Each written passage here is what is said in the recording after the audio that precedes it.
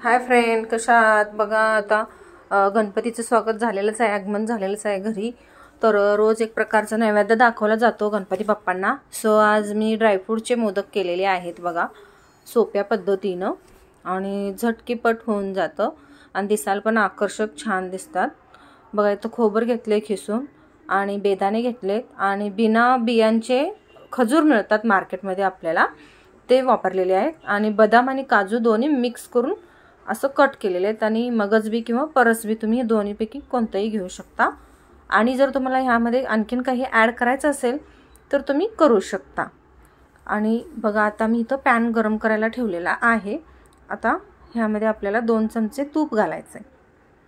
आता बघा तुम्हाला जास्त वाटत असेल 2 चमचे तूप, पण जसजसं आपण हे सगळे ड्रायफ्रूट्स भाजायला चालू करू तुपामध्ये किंवा फ्राय करून घ्यायला चालू करू तसं सगळं तूप शोषून घेतं ड्रायफ्रूट्स. बघा आता मी इथं बदाम आणि काजूचे काप घातले आहेत आणि आपलं परसबी घातलेले आहेत, म्हणजे भोपळ्याचे बिया घातलेले आहेत आपल्या. आता हे छान परतून घ्यायचं, चांगलं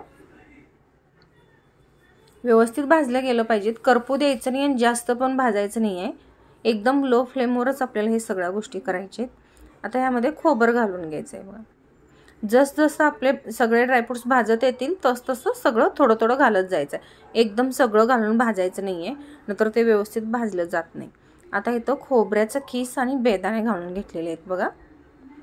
हे छान असं व्यवस्थित भाजायचं आहे आपल्याला.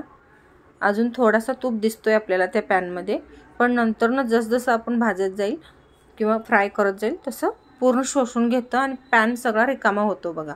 जराही कुठंही शिल्लक राहणार नाही तूप बघायला. आता ह्यामध्ये आपल्याला अगदी 1 किंवा 2 चमचे बडीशेप घालायचं आहे, चव छान येण्यासाठी. आता हे पण छान व्यवस्थित भाजायचं आहे. जर कोण चॅनलला नवीन असेल तर त्यांनी लाईक, शेअर आणि सबस्क्राईब करून घ्या. असे छान बाप्पांचे प्रसादाचे तुम्हाला पदार्थ पाहायला मिळतील. बघू शकता आता शेवटी मी खजूर घातलेला आहे. जर स्टार्टिंगला घातलं असतं तर ते खूप जास्त भाजलं गेलं असतं आणि चव वेगळी आली असती, त्याची व्यवस्थित येत नाही. म्हणून हे सगळ्यात शेवटी आपल्याला खजूर घालायचं आहे. आणि जोपर्यंत सगळं जिन्नस त्याला लागत नाही तोपर्यंत आपल्याला पळीच्या साह्यानं हे असंच मिक्स करत राहायचं आहे. आणि हे सगळं आपलं एकदम लो फ्लेमवरच चालू आहे करायचं. मीडियम गॅस करायचं नाही ना हाय फ्लेम करायचा नाही आहे. बघू शकताय तुम्ही सगळं एकजीव झालं पाहिजे ते.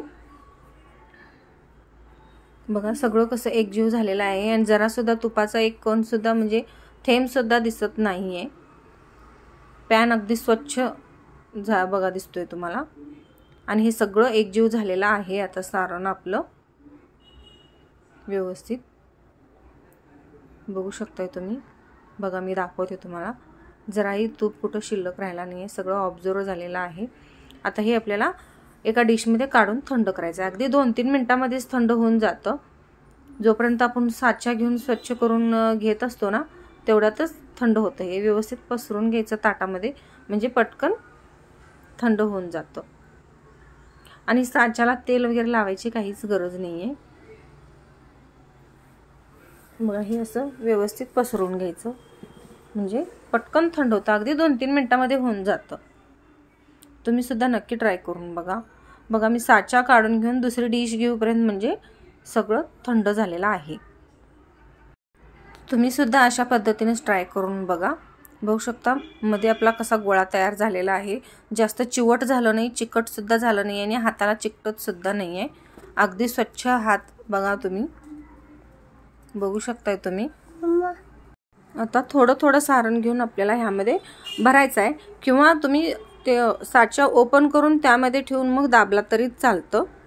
दोन्ही प्रकारे होतं. हे बघा थोडंसं असं किचकट वाटतं, म्हणजे दमवतं थोडंसं.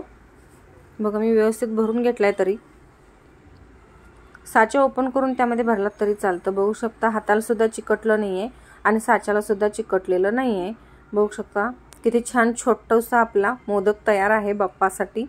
असेच आता बघा मी तुम्हाला आता हे ओपनमध्ये कसं भरायचं ते दाखवते बघा. ऑब्वियसली सगळ्यांना माहीतच असणार.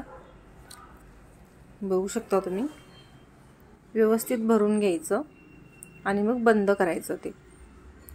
त्याला पिन आहे साईडला, पण प्रत्येक वेळी घालणं आणि काढणं पिन ते शक्य होत नाही, त्यामुळं मी असं डायरेक्टलीच दाखवले बघा. जास्त प्रेस सुद्धा करायला लागलं नाही. बघू शकता तुम्ही, छान असं त्याला कळ्या पण आलेल्या आहेत आणि मस्त दिसायला लागले बघा. असं शायनी मस्त चमक आली आहे मोदकाला. बघू शकता तुम्ही आपले सगळे मोदक कसे तयार आहेत. 5 मोदक मी एकदम छोटेसे बनवलेत आणि राहिलेले 5 हे मीडियम साईजचे, थोडेसे त्याच्यापेक्षा मोठे बनवलेले आहेत. बघू शकता तुम्ही.